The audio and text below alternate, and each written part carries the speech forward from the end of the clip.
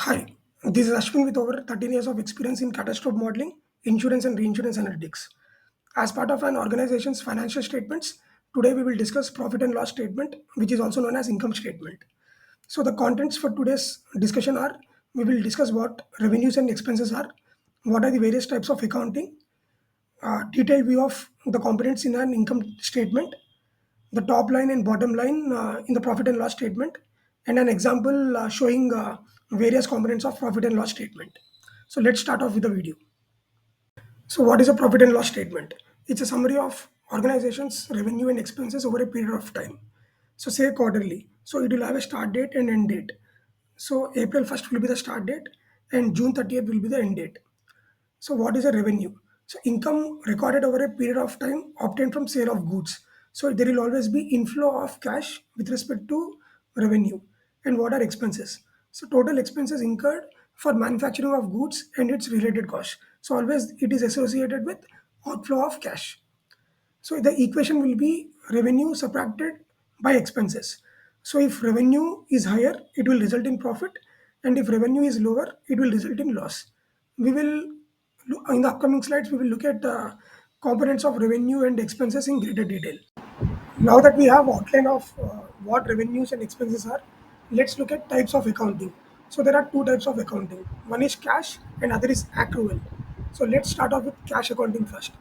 So in cash accounting, transaction is recognized only when cash is exchanged. So revenue is reported only when cash is received, the inflow, and expenses are recorded only when cash is paid, that is outflow. So if you purchase anything on credit, it won't show in your statement until you pay for it. So meaning only when you exchange in cash, that is when it is reported. Let's look at an example of cash accounting. So let's say we have a wholesale shop owner, hereby referred to as seller, has about 50 toys, each worth rupees 100. So as on April 1st, about 50 toys in the inventory, the total amount comes to 5,000 rupees. So on May 1st, toys sold to one of the street vendors, hereby referred to as purchaser, is 30 toys have been sold with cost of the each toy as 150 rupees, and that comes to 4,500. So the seller had a profit of 50 rupees for each toy. So what will be the profit and loss for wholesale shop owner as on May 1st? So revenue will be 4,500, since 150 rupees for each toy multiplied by 30 toys, it will come to 4,500, and expenses will be 3,000 rupees. Why 3,000 rupees? Since 30 toys have been sold, 30 toys multiplied by 100 rupees, so that comes to 3,000 rupees. So since revenue is higher than expenses, the profit comes to 1,500 rupees. Now let's look at the street vendor's profit and loss statement. So the street vendor sold the 30 toys from May 1st to May 6th, and the selling price for each toy is 180 rupees. So he made a profit of 30 rupees on each toy. So what will be the profit be? It comes to 900 rupees. So 30 rupees on each toy multiplied by 30 toys. So that comes to 900. So what will be a profit and loss statement with respect to the street vendor? So the revenue is 5,400. How 5,400? 180, that is the selling price multiplied by 30 toys. So that comes to 5,400. So what will be the expenses? 4,500. So 150 rupees is the purchase price for the street vendor. So 150 multiplied by 30 toys. So it comes to 4,500. So remember that the expenses of street vendor will be equivalent to revenue of the wholesale shop owner. So coming back, the profit will be subtraction of expenses from revenue. So it comes to 900 rupees. So as you can notice, this is very simple form of reporting. So it's easy to understand, and it's quite intuitive as per the approach. And the bookkeeping is very easy. So since we have the transaction done as per cash, it becomes very easy to maintain bookkeeping rather than actually going for a specialized accounting software and paying for that. So all small businesses follow cash accounting approach. Now let's look at second type of accounting, which is accrual accounting. So in accrual accounting, revenues are reported when earned and expenses are recorded when incurred. So the goods are provided on credit, and hence it is a great deal for purchaser as he does not need to pay right away. So meaning the purchaser gets access to the goods right now, but the amount that will be paid to the seller will be on a agreed upon future date. So why accrual accounting is required? So let's say seller has large number of transactions that are being done on a daily basis, and the seller wants to streamline the process by accepting cash only on a weekly or monthly basis from at least the long time customers, so that it would become easier to maintain books. And also it is approved accounting as per IFRS and GAAP accounting standards. So let's look at example of accrual accounting. So as per our previous cash accounting example, uh, the purchaser, who is the street vendor, had about 4,500 rupees that he spent on May 1st to the seller to buy the toys. So as on May 1st, the street vendor wallet had about 4,500 rupees. So the payment settlement date is June 1st. So meaning uh, the wholesale toy seller mentions that rather than giving or paying the cash on May 1st, the street vendor can provide can on June 1st. So first, the street vendor takes 30 toys immediately on credit with future payment date as June 1st. And second, the street vendor has 4,500 to be spent on any other short-term business for gains. So the vendor observes heavy demand for coconuts, where demand always exceeds supply and also has a good storage life. So what he does is on May 2nd, the vendor purchases 150 coconuts for about 30 each. So that comes to 4,500 rupees. And by May 24th, he sells all 150 coconuts for about 50 each. So that comes to 7,500. So profit that is made on coconuts is about 3,000 rupees. So on May 24th, the total amount that is with the street vendor is initial 4,500 plus the 3,000 profit that is made on coconuts, which comes to 7,500. So now let's look at revenue and expenses of the street vendor. So income from coconuts is 7,500. Why it is 7,000? That is because 150 coconuts multiplied by 50 each. And also, as per our previous cash accounting example, uh, like all 30 toys were sold from May 1st to May 6th. So the income from 30 toys sold is 5,400 rupees. And the expenses, so purchase price of 150 coconuts is 4,500. So 150 multiplied by 30 per coconut is the purchase price. And purchase price of 30 toys is 4,500. So 30 toys multiplied by 150 per toy. So when you subtract expenses with revenue, it comes to a total of 3,900. So the profit made from May 1st to May 24th is 3,900. So that is 3,000 from coconuts and 900 from toys. So if you notice, the initial 4,500 that was unpaid by the street vendor for 1 month has been used as leverage for short-term gains with very low risk, as it is in this case high demand coconuts. So, what are the advantages for the purchaser? So, this exactly helps in leveraging, and it is used by MNCs and large retailers. And also, it is approved accounting as per IFRS and GAAP standards. So, let's look at differences between cash and accrual method. So, revenue is reported when cash is received, and expenses are recorded only when cash is paid. So, as we discussed previously, this is part of cash method.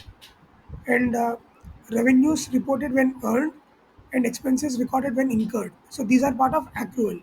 So let's look at example. So when revenue be reported for wholesale shop owner, uh, let's say for cash accounting. So we in our examples we discussed that in the month of June, the street vendor pays back to the shopkeeper, to the wholesale shopkeeper. So since the cash payment is done in June as part of cash accounting, since cash received will be in June, so only then it will be reported. So in case of cash accounting, the transaction will be done in June. But in case of accrual accounting, since the goods have been provided to the street vendor in May itself, it is considered, the transaction is considered as part of May. So that is accrual accounting. And with respect to street vendor, based on wholesale shop owner. So if it is accrual accounting, the street vendor gets leverage to invest in the month of May, as we discussed previously, and he can use that amount for some short-term gains in another business. And if the payment is and the payment to the wholesale shop owner will be done in June. And in case of cash accounting, entire settlement and sales will be in May. Now that we have understood what is cash and accrual accounting, we will now jump into understanding of income statement. So we discussed initially about revenues and expenses. So the income statement is a detailed version of revenues and expenses with key indicators. So the first is operating revenue, which is also called top line. So it is sales revenue or income earned from doing business or sales. So like whatever income has been earned with respect to the sale of the products is part of operating revenue. And with respect to expenses, there are two types. One is direct and other is indirect. So let's discuss what is direct expenses first. So direct expenses, product costs that are attributed to production of specific product or service. So any product related costs, production related costs are part of direct expenses. So what is gross profit? Gross profit is subtracting direct expenses from operating revenue. And what is gross profit margin? It is product sales minus cost of goods sold upon product sales. So this explains profit margin of sales after deducting direct costs. So now moving on to indirect expenses. So indirect expenses are running business which can't trace back the production of goods or rendering of services. They are also known as overhead expenses. So indirect expenses are also known as overhead expenses. So within indirect expenses, we have two categories. One is fixed and other is variable. Within fixed, we have rent, salaries, insurance, admin, legal, and many others. And within indirect variable, we have advertising, commissions, and utilities. So these two put together, fixed plus variable, will give us overhead expenses. So these are indirect operating costs. Now what is operating profit? So operating profit is also called as EBIT, which is known as earnings before interest and tax, and that is calculated by subtracting indirect expenses from gross profit. And then we have interest expense and then the tax expense. So finally, the net profit, which is also called as bottom line, is nothing but operating profit or loss, and subtracting it from interest expense and the tax expense. Let's look at an example of profit and loss statement. So we can see net revenues. It can be constituted as operating revenues, and then we have cost of revenues. So this is direct expense, and then we have selling, general, and other costs. We have research and development costs. So these can be constituted as indirect costs, and which is otherwise known as overhead expenses. So subtracting operating revenues from direct expense and indirect expense will give us operating income. So what is operating income? Operating income is also known as EBIT, earnings before interest and tax. So here for 2023, the amount is 22,376, and then deducting net financial expenses, the profit before taxes is 22,418. So here interest figure is missing. And then we have tax expense as 3793, and deducting tax expense from profit before tax will give us net profit of 18625. So if you notice, the key indicators here are operating revenues, and then direct and indirect expenses, and then the operating income, which is called EBIT, which is a key ingredient, and then we have interest and taxes post deduction of which will provide us with net profit. So this is with respect to profit and loss statement. I hope you enjoyed this tutorial PPT. Let me know if you have any questions, and I'm happy if you can share your feedback. Many thanks.